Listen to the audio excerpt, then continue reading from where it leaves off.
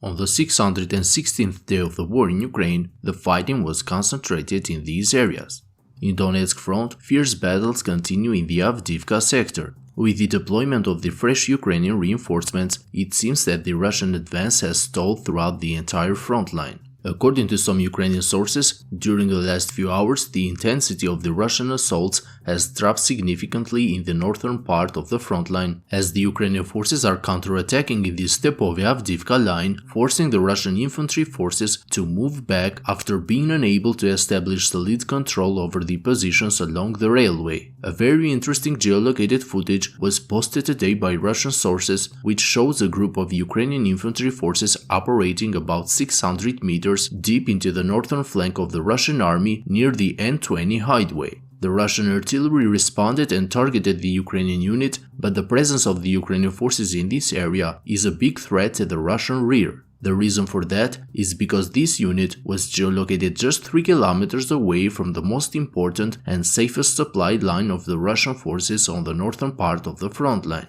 It is yet unclear if the Ukrainian forces managed to take positions in this direction, but the activity of the Ukrainian forces deep inside the Russian flank can undermine the Russian offensive, because an advance in this direction will allow the Ukrainian mortar and anti-tank crews to establish full fire control over this important road.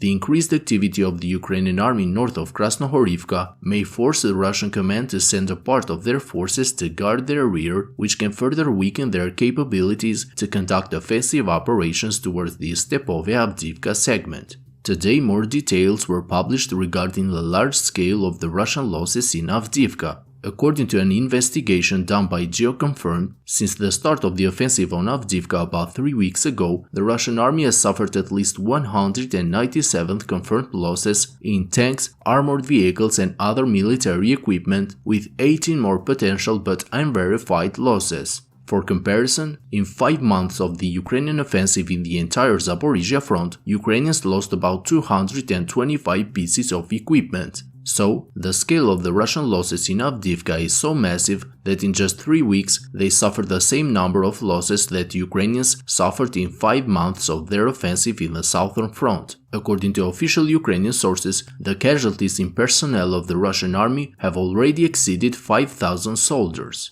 Many neutral sources were quick to call the Ukrainian offensive in the south a massive failure only a few days after it had begun, and when the Ukrainians had lost less than 10% of what Russians have lost so far in Avdiivka. So far, after 3 weeks of lacking any strategic advance and with the insane number of losses, none of the neutral sources have called the Russian offensive in Avdiivka a massive failure. On Bakhmut front, there are ongoing battles near Klishchiivka, Avdiivka and Kurdyumivka.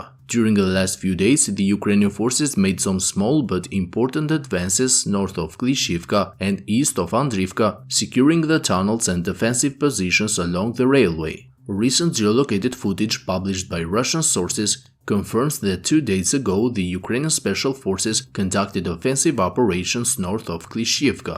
After fierce fighting that took place in this direction, the Ukrainian soldiers were able to dislodge the Russian forces and took control over an important tunnel position, fully securing the northern part of Klishchiivka. Today, in another video published and geolocated by Russian sources, Ukrainian forces were seen operating about 300 meters north of the railway embankment, which indicates that the Ukrainian forces were also successful in clearing other dugout positions that Russians had built along the Klishchiivka-Bakhmut road. Further south, Ukrainian forces consolidated their control across the railway and made some small advances north of the village of Zelenopilya. Seeing the difficult situation, the Russian forces went on the counter-attack and moved north of Zelenopilya with 2 armored vehicles and infantry forces. Russians tried to advance inside the grey area in order to land their infantry forces on the 3-line positions. However, the Ukrainian artillery managed to ambush the Russian unit and wiped out the entire Russian infantry force.